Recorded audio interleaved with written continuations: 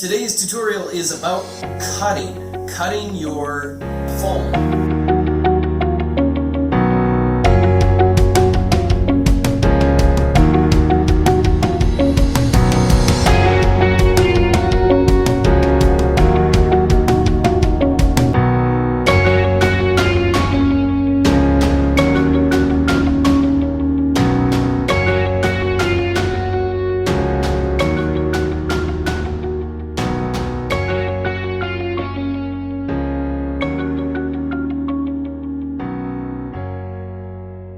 Here's the tools that you're going to need. There's really not a lot that you actually need.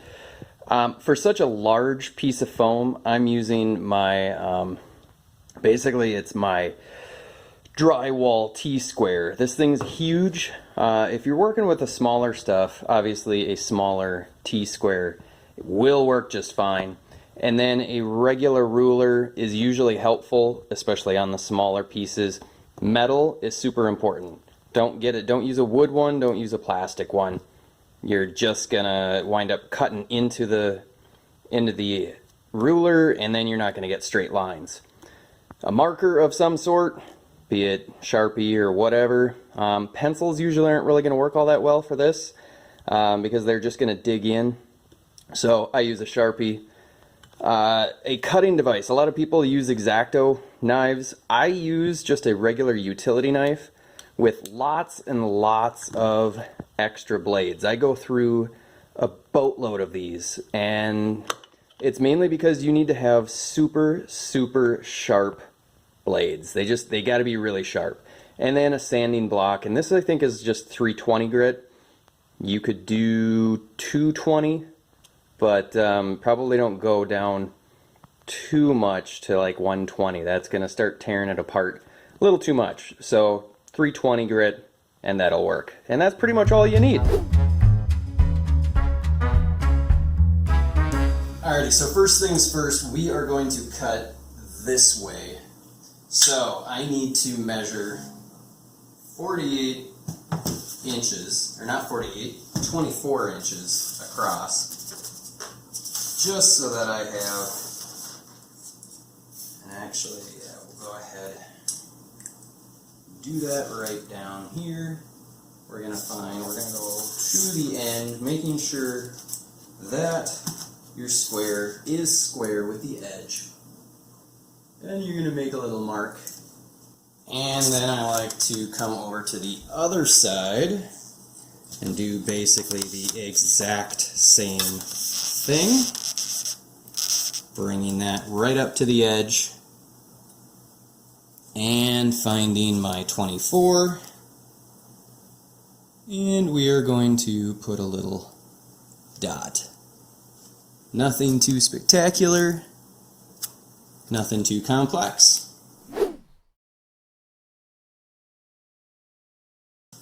Alright, time for the fun part. Sharp blade, pop that out, get your square ruler lined up with the marks that you added. And then as you're doing your cut, since this is a really long cut, you want to be careful. Make sure that you're pressing down nice and firm on your ruler. Do not have your fingers over the edge, or you will cut your fingers off, or your fingertips. And basically just go ahead and score. You're going to cut, but you don't need to cut all the way down to the bottom of your blade. But you're probably going to cut about half inch, no, a quarter to a half an inch deep. Not super deep. But if you have a nice sharp blade, this should cut nice and smooth.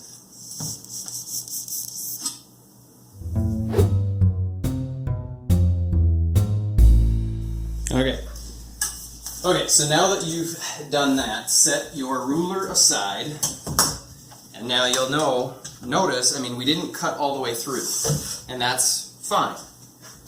What we're going to do is we're going to slide this so that your line that you cut is relatively even with the edge of your table. And it has to be hanging over the table because we're going to do something fun.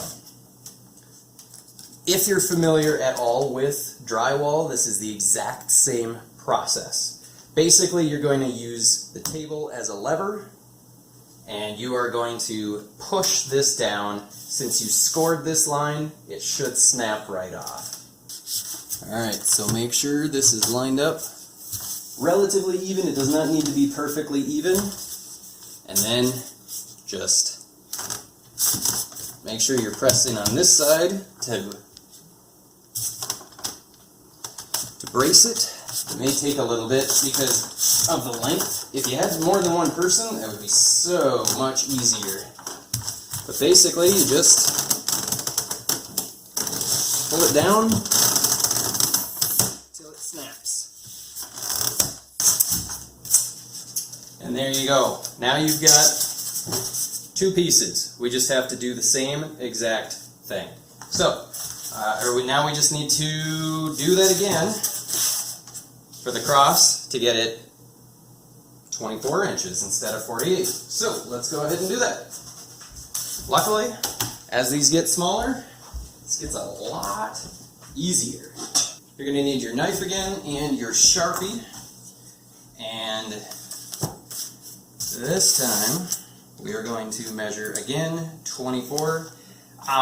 For this, since it's a shorter cut, I don't mind just going right in the middle. I don't care. Sometimes I don't need to measure it twice. But then we're just going to go ahead and make sure that our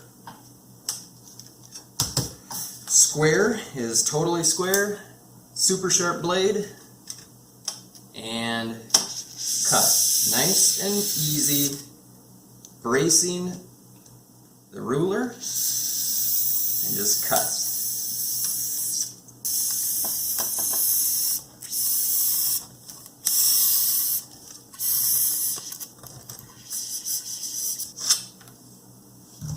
Alright, set this aside,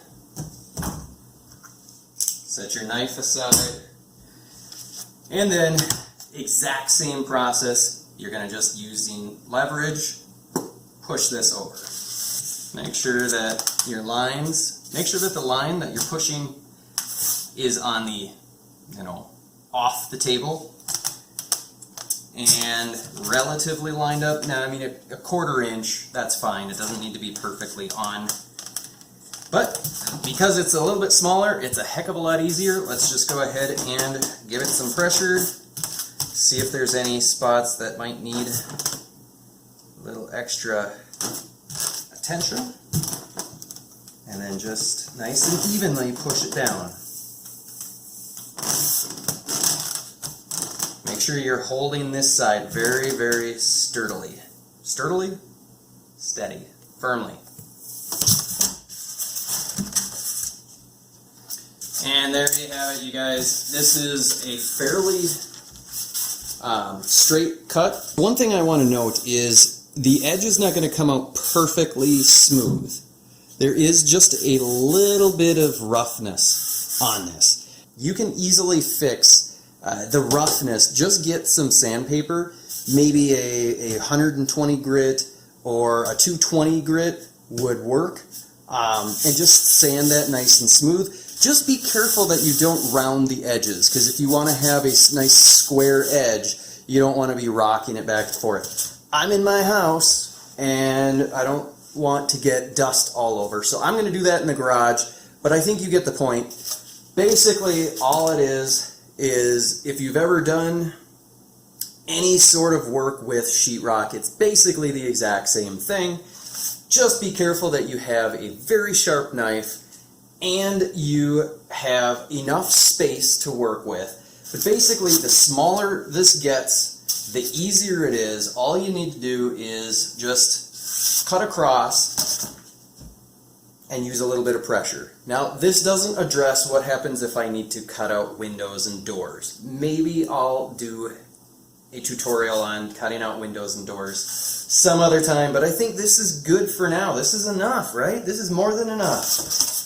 You can save a little bit of money, because normally I think these cost, I don't know, like $5, $6, maybe $7 at your Home Depot, and you can get a 4x8 sheet for about $12, and that's going to give you 8 of these. So 8 times 5, about $40. You can save yourself 20, 30 bucks, and then you got a whole stack of these. So there you have it, folks. I hope you enjoyed this. I hope it was helpful and useful. I know this is a fairly beginner tutorial, but I hadn't done one like this yet, and I had been meaning to for quite some time. So I hope this was helpful. If it was, hit the like button. If you haven't already, hit the subscribe button. And until next time, I'll see you guys later.